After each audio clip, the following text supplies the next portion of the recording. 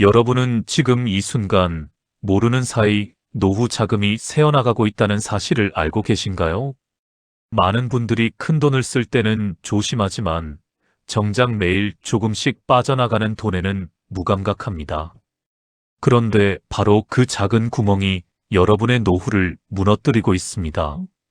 경기도 고양시에 사는 75 박순자님도 그랬습니다. 자녀에게 10만 원씩 보내주는 게 뭐 대수냐고 생각했습니다. 손주 학원비 20만 원 정도는 할머니가 내줘야지 싶었습니다.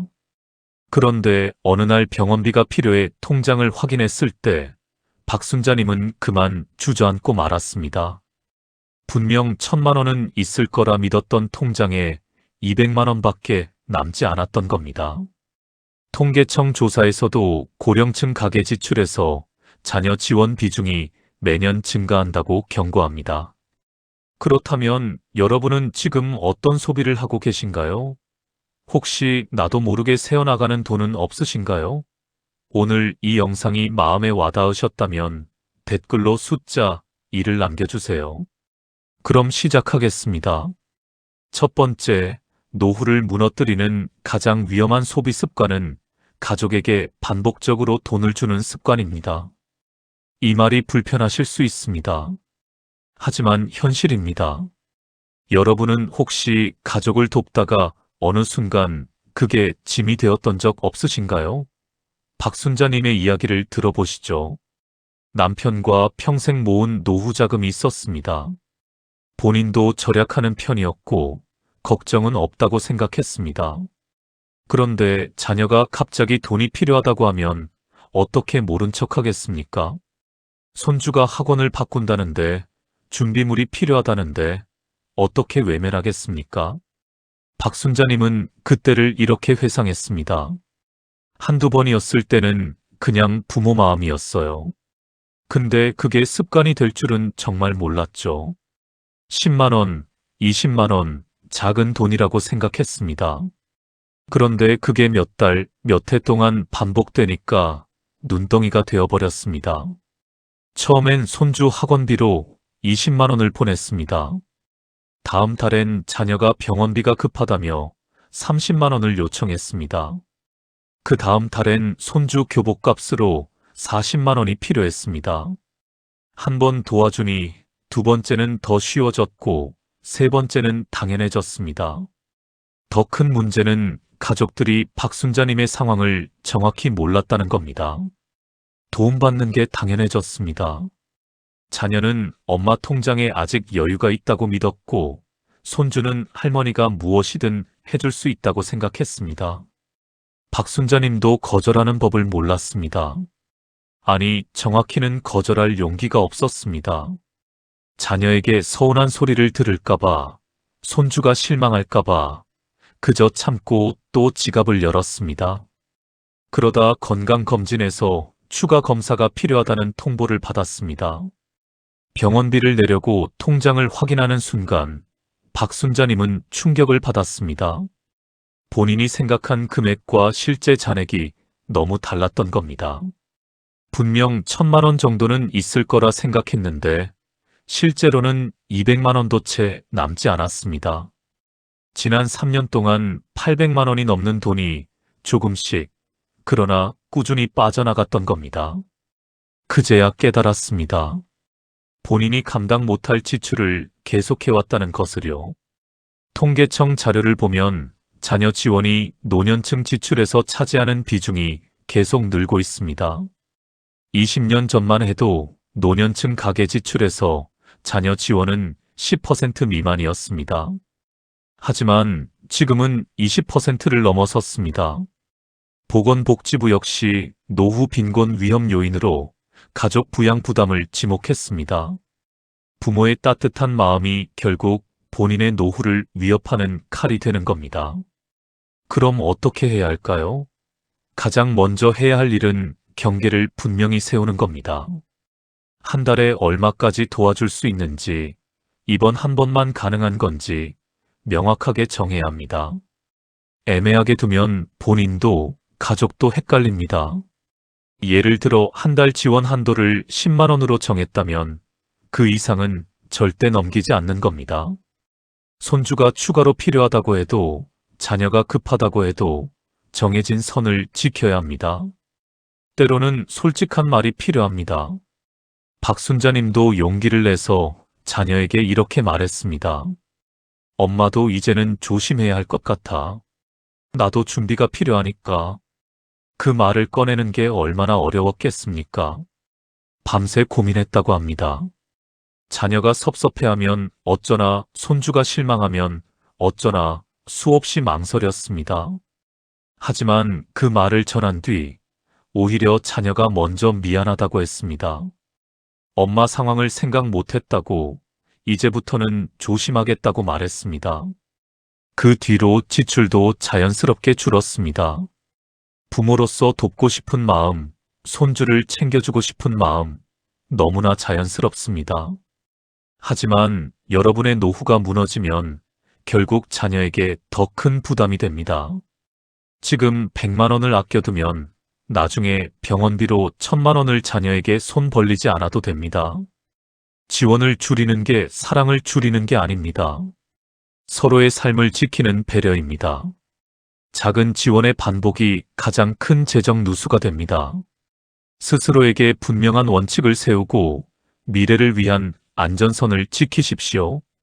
두 번째, 노후를 무너뜨리는 소비 습관은 고정비 누수를 방치하는 습관입니다. 큰 돈을 쓰면 아깝다고 느끼면서 매달 자동으로 빠져나가는 돈은 그냥 넘어가는 분들 많으시죠? 여러분도 혹시 자동이체 내역을 한 번도 제대로 안 본 적 있으신가요? 서울 강서구에 사는 69 이정호님이 그랬습니다.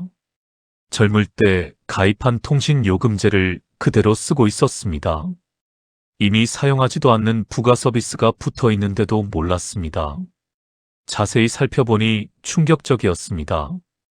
통신요금이 한 달에 7만 원씩 나갔는데 실제 본인에게 필요한 요금제는 3만 원짜리면 충분했습니다. 나머지 4만 원은 10년 전에 가입한 부가 서비스 비용이었습니다. 국제전화 서비스, 데이터 무제한 옵션, 영상통화 서비스까지 한 번도 써본 적 없는 서비스들이었습니다. 집 인터넷 요금도 약정이 끝났는데 재계약을 안 해서 한 달에 5만 원씩 나갔습니다. 재계약하면 2만 5천 원이면 되는데 말입니다. 거기다 직장 동료가 추천해서 가입한 보험이 3개나 남아 있었는데 그중 2개는 지금 생활과 전혀 안 맞는 상품이었습니다. 암보험이 중복으로 2개, 실손보험도 오래된 상품이라 보장은 적고 보험료만 비쌌습니다. 한 달 보험료만 25만 원이 넘게 나갔습니다. 이정호님에게 한 달 고정비가 얼마냐고 물었더니 이렇게 대답했습니다. 저도 정확히는 몰라요. 그냥 빠져나가겠지 생각했죠. 이 말 많은 분들이 공감하실 겁니다. 통계청 자료를 보면 노년층 가계에서 주거비, 수도광열비, 통신비 같은 고정비 비중이 해마다 늘고 있습니다. 10년 전만 해도 노년층 가계 지출에서 고정비가 차지하는 비중이 30% 정도였습니다. 지금은 40%를 넘어섰습니다. 여기에 보험료까지 더하면 노후 생활비의 절반 가까이를 차지합니다. 문제는 이런 지출이 쌓이면 생활비 부담이 커지고 예기치 못한 지출에 대응할 여유가 사라진다는 겁니다. 해결 방법은 간단합니다. 매달 나가는 고정비를 하나씩 점검하는 겁니다. 먼저 통신요금제를 확인해 보세요. 지금 본인이 실제로 사용하는 데이터 양은 얼마인가요? 한 달에 5기가도 안 쓰는데 무제한 요금제를 쓰고 계신 건 아닌가요? 통신사에 전화해서 요금제 변경을 요청하면 한 달에 2만 원에서 3만 원은 쉽게 줄일 수 있습니다. 부가 서비스도 확인하세요. 국제전화를 한 번도 안 거는데 국제전화 서비스 비용을 내고 있진 않나요? 영상통화를 안 쓰는데 영상통화 옵션을 유지하고 있진 않나요? 이런 서비스들 하나하나가 5천 원, 만 원씩 빠져나갑니다. 집 인터넷도 마찬가지입니다. 약정 기간이 끝났다면 재계약하세요. 그것만으로도 한 달에 2만 원 이상 절약할 수 있습니다. 보험도 한 번에 해지하지 말고 보장 내용과 중복 여부를 확인해서 단계적으로 정리하면 됩니다. 같은 보장이 중복된 보험이 있다면 하나만 남기고 해지하세요. 오래된 실손보험은 최신 상품으로 갈아타는 게 보험료도 저렴하고 보장도 더 좋습니다. 보험 설계사나 금융 상담사에게 무료 상담을 받는 것도 좋은 방법입니다. 자동이체 목록을 볼 때는 몇 년째 안 쓰는 구독 서비스나 중복 결제 항목도 체크해야 합니다. 넷플릭스, 유튜브 프리미엄, 신문 구독, 잡지 구독 등 실제로 사용하지 않는 서비스를 계속 결제하고 있진 않나요? 한두 개씩이면 별것 아닌 것 같지만 이것들이 모이면 한 달에 5만 원이 넘게 나갑니다. 번거롭다고요? 맞습니다. 하지만 한 번만 시간 내면 이후 몇 년 동안 지출을 확실히 줄일 수 있습니다. 이정우 님도 결국 마음먹고 정리했습니다. 주말 하루를 온전히 투자해서 모든 고정비를 점검했습니다. 통신요금 4만 원, 인터넷 2만 원, 보험료 10만 원, 구독 서비스 3만 원까지 합치니 한 달 고정비가 19만 원이나 줄었습니다. 1년이면 200만 원이 넘는 돈입니다. 그제야 이정우님은 깨달았습니다. 고정비는 고정돼 있어서 줄일 수 없다고 생각했는데 그게 아니더라고요. 생각보다 새는 데가 많았어요. 고정비 누수는 여러분도 모르는 사이 노후 자금을 갉아먹는 보이지 않는 적입니다. 한번 점검하는 용기가 여러분의 노후를 지킵니다. 이번 주말 딱 하루만 시간을 내서 고정비를 점검해 보세요. 그 하루가 여러분의 노후를 바꿀 겁니다. 세 번째, 노후를 흔드는 소비 습관은 외로움을 달래기 위한 감정 소비입니다. 나이가 들수록 사람과의 관계가 줄고 일상이 고립되면 소비가 감정을 채우는 수단으로 바뀝니다. 여러분도 혹시 기분이 우울할 때 필요 없는 물건을 산 적 있으신가요? 부산 남구에 사는 74 정명수님의 이야기입니다. 남편을 몇 년 먼저 떠나보낸 뒤 집에서 보내는 시간이 길어졌습니다. 마음이 자꾸 허전했습니다. 처음엔 TV를 보며 시간을 보냈습니다. 그런데 어느 순간 홈쇼핑 채널에서 물건 설명하는 목소리가 이상하게 위안이 되었습니다. 쇼호스트가 친절하게 설명하는 목소리를 듣고 있으면 마치 누군가 본인에게 말을 거는 것 같았습니다. 설명을 듣고 있으면 누군가와 대화하는 느낌이 들었습니다. 물건을 주문하면 그날 하루가 조금은 의미 있게 느껴졌습니다. 택배 기사님이 오시면 반갑기까지 했습니다. 누군가 본인을 찾아온다는 것만으로도 하루가 달라 보였습니다. 정명수님은 그때를 이렇게 말했습니다. 사고 싶은 마음보다 누군가 나를 챙겨주는 느낌이 필요했던 것 같아요. 처음엔 건강식품 하나를 샀습니다. 쇼호스트가 이걸 먹으면 건강해진다고, 기운이 난다고 했습니다. 그 말이 위로가 되었습니다. 다음 주엔 옷을 샀습니다. 이 옷을 입으면 젊어 보인다고 했습니다. 그 말이 좋았습니다. 그 다음 주엔 생활용품을 샀습니다. 이걸 쓰면 삶이 편해진다고 했습니다. 그 말에 솔깃했습니다. 하지만 감정을 달래기 위한 소비는 어느새 습관이 되었습니다. 필요 없는 건강식품이 찬장 가득, 한 번도 입지 않은 옷이 옷장 가득, 쓰지 않는 생활용품이 집안에 쌓였습니다.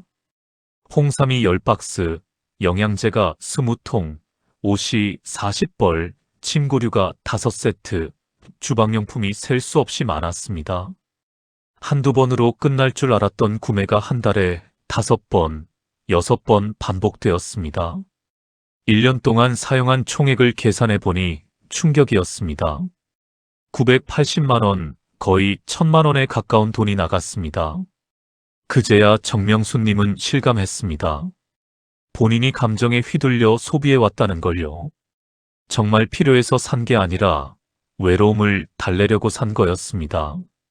보건복지부 조사에서도 노년층의 감정 소비가 증가한다고 합니다.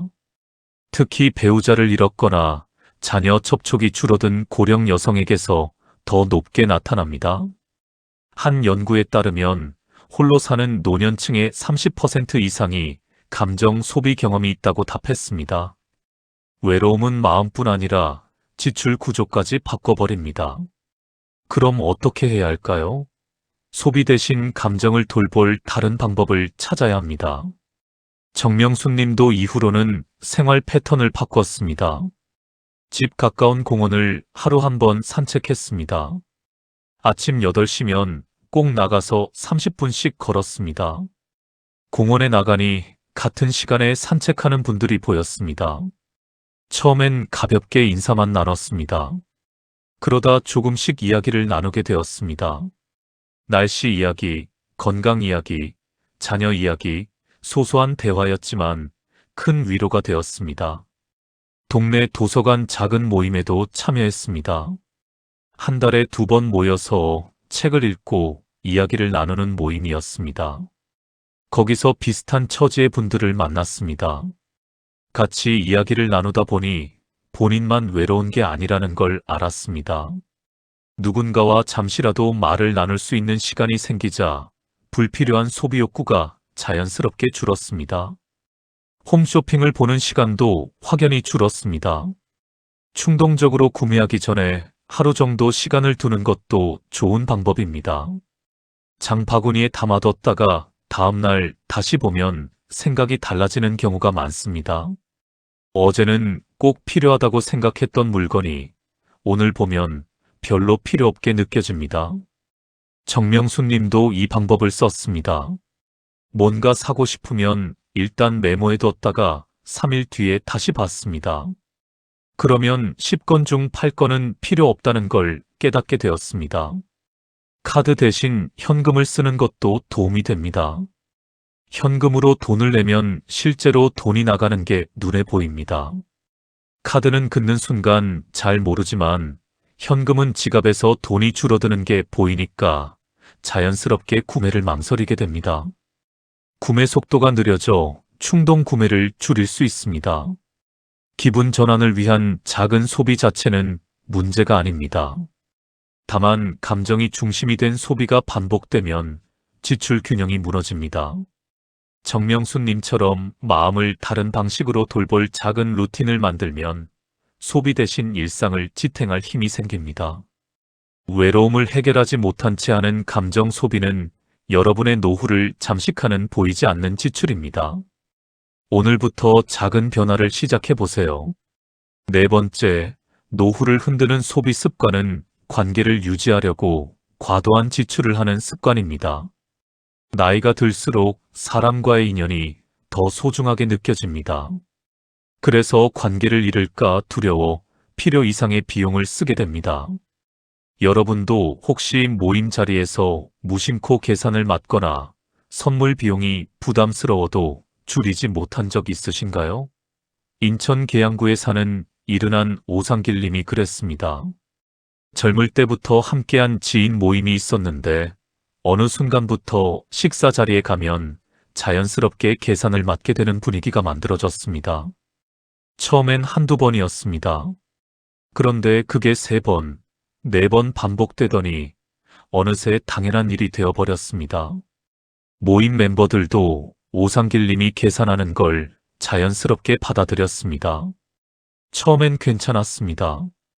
한 달에 한 번 모임이었고 식사비가 10만 원 정도였으니까요. 그런데 모임이 점점 잦아졌습니다.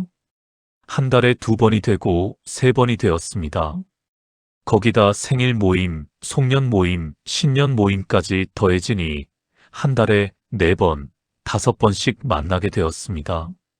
식사비만 해도 한 달에 50만 원이 넘게 나갔습니다. 거기에 생일 선물도 빠지지 않았습니다. 모임 멤버가 8명이니까 1년에 8번 생일이 돌아왔습니다. 한 명당 5만 원씩 선물을 준비하니 1년에 40만 원이 나갔습니다. 경조사비도 만만치 않았습니다. 누군가 손주가 태어나면 10만 원, 부모님 칠순이면 20만 원, 자녀 결혼이면 30만 원, 1년이면 7, 80만 원이 경조사비로 나갔습니다. 회비까지 더하면 한 달 평균 30만 원에서 50만 원 가까운 비용이 관계 유지에 들어갔습니다.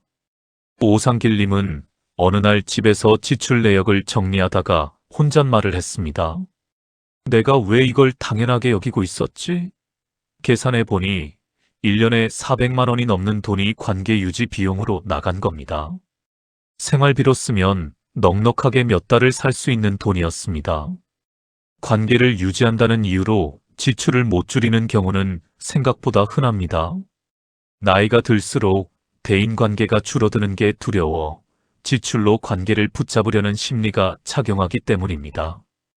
관련 연구에서도 고령층일수록 관계 유지 비용을 중요하게 여긴다는 결과가 있습니다.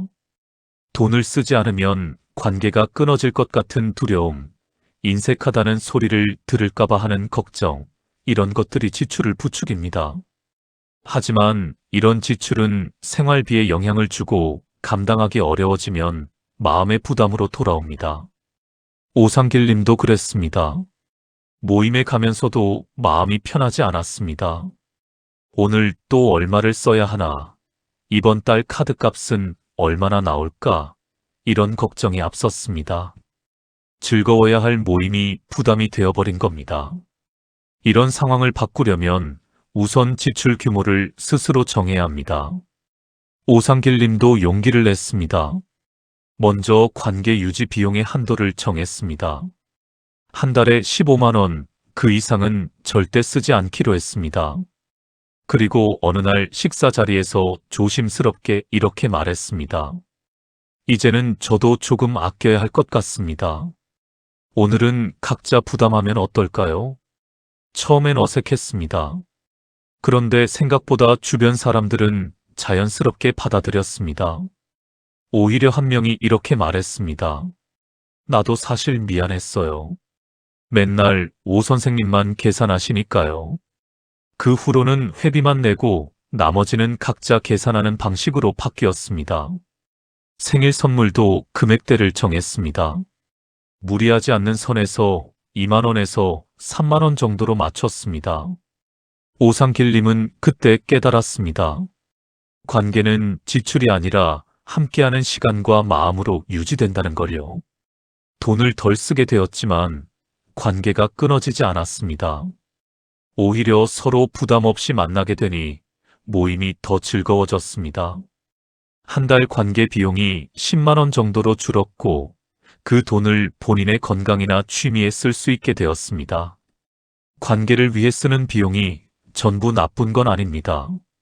하지만 본인이 감당할 수준을 넘어서면 그건 관계를 위한 지출이 아니라 스스로를 어렵게 만드는 짐입니다. 정해진 기준 안에서 솔직하게 말하고 자연스러운 변화를 만들어가는 게 오히려 관계를 더 건강하게 유지하는 길입니다. 진정한 관계는 돈으로 유지되지 않습니다. 마음으로 유지됩니다. 5번째, 노후를 무너뜨리는 소비 습관은 나중에 조절하면 되겠지 하며 계획 없이 지출하는 습관입니다.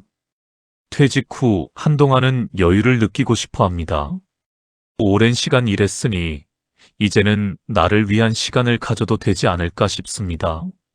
하지만 그 시기에 소비가 통제되지 않으면 노후 자금은 생각보다 훨씬 빠르게 줍니다. 여러분도 혹시 퇴직 직후 마음이 느슨해지면서 계획 없이 지출이 늘어난 경험 있으신가요? 대전 서구에 사는 66 최은섭 님이 그랬습니다. 30년 넘게 다니던 회사에서 퇴직했습니다. 퇴직금으로 5천만 원을 받았습니다. 생애 처음 손에 쥐어본 큰돈이었습니다. 마음이 들뜨고 여유로웠습니다. 이제 좀 쉬면서 살아야지, 그동안 못했던 것도 해야지, 이런 생각들이 들었습니다. 퇴직 후 첫 달 그동안 사고 싶었던 대형 TV를 샀습니다. 150만 원이었습니다. 평생 작은 TV만 보다가 큰 화면으로 보니 좋았습니다. 그 다음 주엔 안마의자를 샀습니다. 200만 원이었습니다. 퇴직 기념으로 본인한테 주는 선물이라고 생각했습니다. 다음 달엔 등산 장비를 샀습니다. 등산복, 등산화, 배낭까지 합쳐서 70만 원이 나갔습니다. 이제 시간이 많으니 취미 생활을 해야겠다고 생각했습니다. 문제는 구체적인 생활비 계획 없이 한 달을 보내다 보니 지출이 점점 늘고 있다는 걸 본인이 몰랐다는 겁니다. 카드 명세서를 봐도 대수롭지 않게 넘기며 이렇게 말했습니다. 다음 달부터 조절하면 되지. 하지만 다음 달도 상황은 똑같았습니다. 이번 달은 골프채를 샀고 그 다음 달은 캠핑 장비를 샀습니다. 매달 100만 원에서 200만 원씩 써도 통장 잔고가 아직 많으니 괜찮다고 생각했습니다. 1년이 지났습니다. 퇴직금 5천만 원 중 2,500만 원이 사라졌습니다. 절반이 1년 만에 없어진 겁니다. 물가 상승이나 생활비 변동을 고려하지 않은 채 소비가 계속되다 보니 예상보다 훨씬 빠르게 자산이 줄어들었습니다. 이 속도로 가면 2년 뒤엔 퇴직금이 바닥날 거였습니다. 그제야 최은섭님은 실감했습니다. 본인이 계획 없이 지출해온 결과가 얼마나 큰 영향을 미쳤는지요. 퇴직금 5천만 원이 많은 돈 같았지만 앞으로 20년, 30년을 살아야 하는데 이 속도로 쓰면 턱없이 부족했습니다. 연금이 나오긴 하지만 한 달에 80만 원 정도였고 그것만으로는 생활비가 부족했습니다. 통계청 자료에서도 은퇴 후 초기 몇 년 동안 소비 지출이 빠르게 늘어나는 경향이 있다고 보고합니다. 은퇴 직후 1년에서 3년 사이가 가장 위험한 시기입니다. 소득이 일정한 시기엔 지출을 쉽게 조절할 수 있지만 은퇴 후 소득이 줄면 같은 금액을 써도 자산에 미치는 영향은 훨씬 큽니다. 매달 100만 원을 쓰는 건 소득이 있을 때는 문제 없지만 소득이 없을 때는 자산을 갉아먹는 겁니다. 이런 상황에서 가장 중요한 건 지출의 기준을 두는 일입니다. 생활비를 필수, 선택, 여가 세 가지로 나눠 한 달 지출 한도를 정하는 것만으로도 자산 감소 속도를 크게 줄일 수 있습니다. 최은섭 님도 지출 항목을 나눠 기록하기 시작했습니다. 필수 지출은 식비, 주거비, 의료비 같은 꼭 필요한 비용입니다. 한 달에 50만 원으로 정했습니다. 선택 지출은 외식, 교통비, 통신비 같은 줄일 수 있는 비용입니다. 한 달에 20만 원으로 정했습니다. 여가 지출은 취미, 여행, 쇼핑 같은 즐기기 위한 비용입니다. 한 달에 10만 원으로 정했습니다. 총 한 달 지출 한도를 80만 원으로 정했습니다. 처음엔 어려웠습니다. 사고 싶은 게 생겨도 참아야 했습니다. 하지만 기록하다 보니 본인이 어디에 돈을 쓰는지 정확히 알게 되었습니다. 불필요한 지출을 발견하면 그 자리에서 줄였습니다. 외식을 한 달에 4번에서 2번으로 줄였습니다. 택시 대신 버스를 탔습니다. 충동 구매를 하지 않았습니다. 몇 달 지나지 않아 소비 패턴이 완전히 달라졌습니다. 한 달 지출이 100만 원이 넘던 게 80만 원 이하로 줄었습니다. 1년이면 240만 원 이상을 절약하는 겁니다. 이 속도로 가면 퇴직금을 20년 넘게 쓸 수 있었습니다. 계획을 세우는 일이 처음엔 어렵게 느껴질 수 있습니다. 하지만 복잡한 재무 설계가 필요한 건 아닙니다. 하루 동안 쓴 금액을 간단히 적어보는 것만으로도 지출 흐름을 이해할 수 있고 작은 변화가 쌓이면 노후 자산을 지키는 큰 힘이 됩니다. 가계부 앱을 쓰거나 노트에 손으로 적거나 방법은 상관없습니다. 중요한 건 기록하는 겁니다. 무계획 소비는 본인은 모른 채 노후를 잠식하는 가장 조용한 위험입니다. 오늘 하루의 소비가 내일의 불안을 만들지 않도록 본인에게 맞는 지출 기준을 세우고 천천히 실천해가는 게 안정된 노후의 출발점입니다. 지금 당장 시작하세요. 오늘부터 하루 지출을 기록해보세요. 그 작은 실천이 여러분의 노후를 지킬 겁니다. 지금까지 살펴본 5가지 소비 습관은 겉으로 보기엔 크지 않아 보이지만 시간이 지나면 노후의 안정성을 완전히 흔들어 버립니다. 가족을 돕는 마음도, 소소한 지출을 허용하는 여유도, 관계를 소중히 여기고 감정을 달래고 싶은 마음도 모두 이해할 수 있는 일들입니다. 그러나 작은 습관이 반복되면 어느 순간 본인의 삶을 압박하는 부담으로 돌아올 수 있다는 점을 잊지 마십시오. 앞서 말씀드린 박순자님, 이정호님, 정명수님, 오상길님, 최은섭님도 모두 비슷한 과정을 지나며 그 사실을 깨달았습니다. 그리고 생활 습관을 조금씩 바로잡으며 다시 안정적인 일상을 되찾았습니다. 박순자님은 자녀 지원에 명확한 선을 그었고, 이정호님은 고정비를 19만 원이나 줄였습니다. 정명수님은 산책과 모임으로 외로움을 달랬고, 오상길님은 관계 비용을 3분의 1로 줄였습니다. 최은섭님은 지출 계획을 세워 자산 감소 속도를 절반으로 낮췄습니다. 결국 중요한 건 완벽함이 아니라 변화하려는 작은 실천입니다. 한 달에 고정비를 점검해보는 일, 소비의 이유를 스스로 묻는 일, 관계 지출에 기준을 두는 일처럼 아주 사소한 행동 하나가 노후를 지켜주는 시작이 됩니다. 오늘 하루만 투자하면 됩니다. 그 하루가 여러분의 앞으로 10년, 20년을 바꿀 겁니다.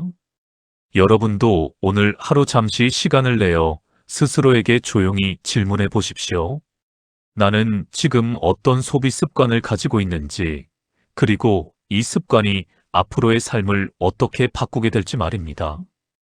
이 질문 하나가 여러분의 노후를 더 단단하게 만들어줄 겁니다. 늦었다고 생각하지 마십시오. 지금 시작하면 됩니다. 오늘이 가장 빠른 날입니다. 오늘 영상이 마음에 남으셨다면 구독, 좋아요, 알림 설정을 눌러주세요. 그리고 오늘 이야기 중 공감한 부분이 있었다면 댓글로 숫자 1을 남겨주세요. 그 작은 나눔이 같은 고민을 하시는 분들께 큰 위로가 됩니다. 영상이 도움이 되셨다면 주변 어르신들께도 꼭 공유해주세요. 우리 모두가 건강하게 나이 들어가는 지혜를 함께 나눕시다. 다음 영상에서 더 유익한 이야기로 찾아뵙겠습니다. 감사합니다.